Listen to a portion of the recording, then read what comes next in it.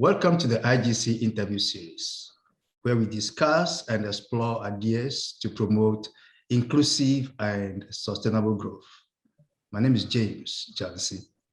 I'm a country economist at the IGC Ghana office. Today, we are joined by Mr. Kofi Agyarko, the Director of Renewable Energy, Energy Efficiency and Climate Change at the Ghana Energy Commission. Mr. Agyarko has been at the forefront of the design and successful implementation of several energy efficiency programs right here in Ghana. Mr. Agyarko, it is a privilege to have you. I'm glad to know that climate change has been added to your portfolio. And as you know, our climate is changing. Severe adverse climatic events are occurring now at higher frequency and higher severity, even duration. You've implemented several energy efficiency programs. Could you take us through some of these projects and what has been the impact, particularly in terms of energy saved and emissions avoided? Thank you very much, James. It is an honor to be on your platform. Yes, Ghana has actually taken major strides in the area of energy efficiency. And we decided around 2005 to go take the policy of standards and labeling.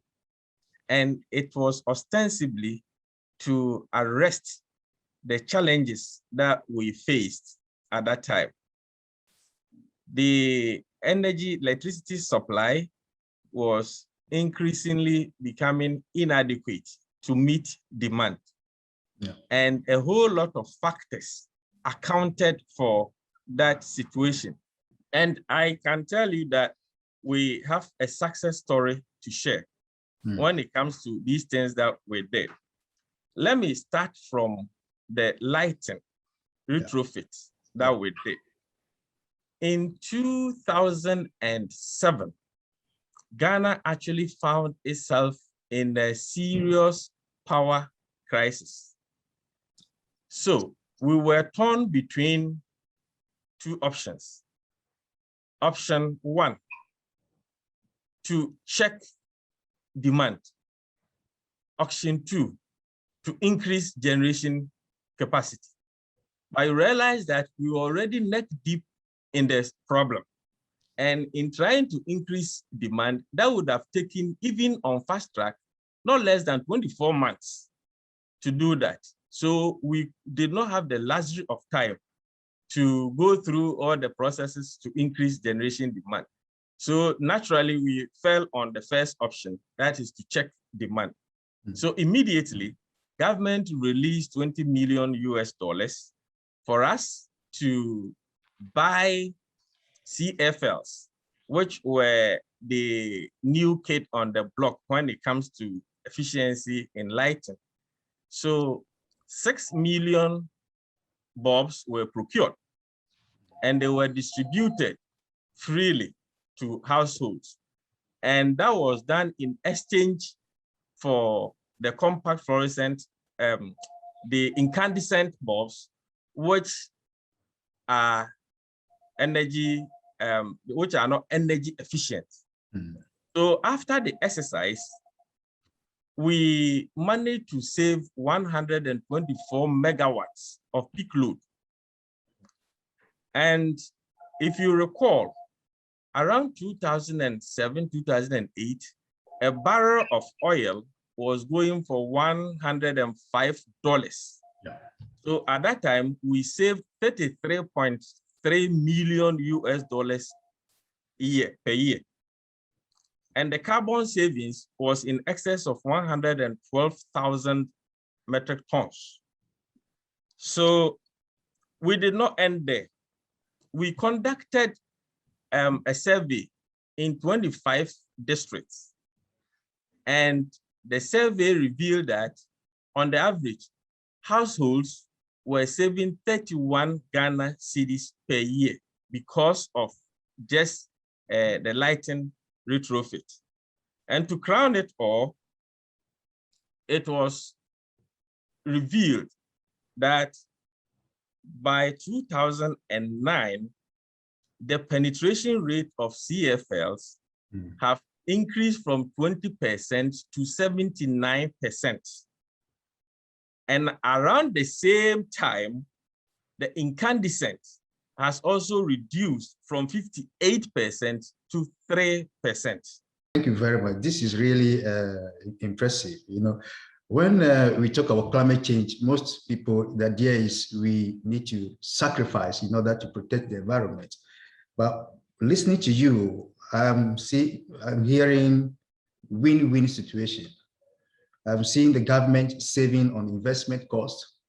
I'm seeing consumers saving on their electricity expenditure, and the environment is benefiting. Tons, millions of tons of carbon emissions being avoided. But in implementing this, you know, policy design is one thing, successfully implementing is another thing. In implementing these projects, what has been some of the key success factors you would like to share with us? And of course, there are always challenges. What has been some of the challenges and how did you overcome them? Okay, thanks, James. The key success factor of the Energy Commission has been the application of system leadership principle. The Energy Commission is a small organization of staff strength of around 120, taking charge of the entire country. So obviously, we do not have the strength, the requisite strength, to be able to effectively discharge our mandate single-handedly.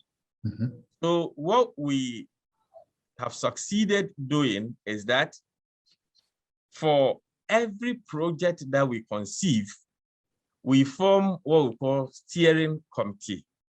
And the membership is drawn from academia, research institutions, public service, civil society organizations, name them. Yeah.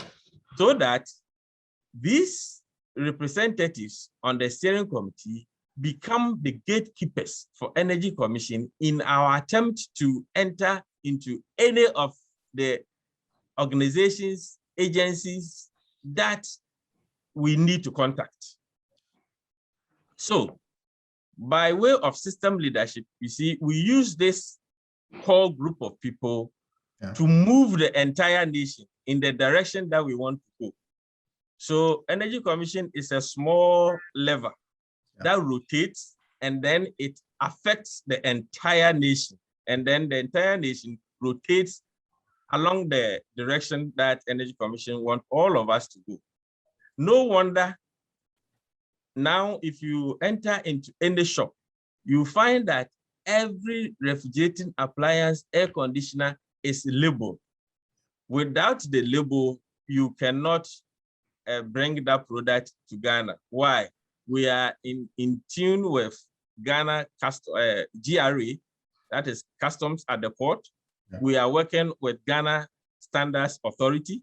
We are working with EPA. We are working with Ministry of Trade, Ministry of Finance, name them. So, and the security agencies. So we have all these people coming on board to ensure that we achieve the desired objective. Thank you very much. These are very, very informative indeed. Myself, sometimes I find it amazing that you walk through our streets today, you don't find the used refrigerators that we used to see in town, and that is, and I can also appreciate the challenges that you mentioned. But that's one thing that struck me is the role of researchers you mentioned, academia in the work. Going forward, I would like to know which other areas of energy efficiency are you planning to delve into, and what role do you envisage research to play in bringing those forward? Yeah, James, I think that globally, attention is being turned to buildings, and we are not left behind. if you look around, especially public buildings, the ministries, some are as old as when the last colonial master left here. And times have changed. To put it succinctly, most of the buildings are very energy inefficient. The consumption of light and the consumption of cooling appliances are beyond the ordinary. So it is an area that we need to look at. Secondly, buildings are springing up that are encased in glasses. And that is a complete cut and paste. Mm-hmm. People are looking at the beauty of it and then trying to replicate it here. But these glass encased houses are meant for the temperate regions and not here. Yeah. So there is the need to take a critical look at the building sector as well. The AFD has given us funding. We are done with the baseline, but there remains a lot to be done. A lot to be done. So in that area, I think that there is an avenue for collaboration with the research institutions and academia. Thank you very much. We will be in touch to see how best we could work with the Energy Commission to commission some of research projects to look into some of these things. That is highly expected. One thing that struck me, though, is that the success of the Ghanaian energy efficiency programs comes despite all the challenges, partly because it presents win-win situations for nearly all stakeholders involved. Yeah. It saves government a lot of investment to to extend the generation capacity, for instance. It saves even consumers bill payments. And of course, it's very good for the climate. So going forward, one key lesson for us as we try to combat climate change is to explore ways where we can align climate incentives with economic and financial incentives for both citizens, firms, and governments. It's been great talking to you. Have a great day. Thank you for having me. Thank James. you. Thank you. Meet you. Thank you. Bye.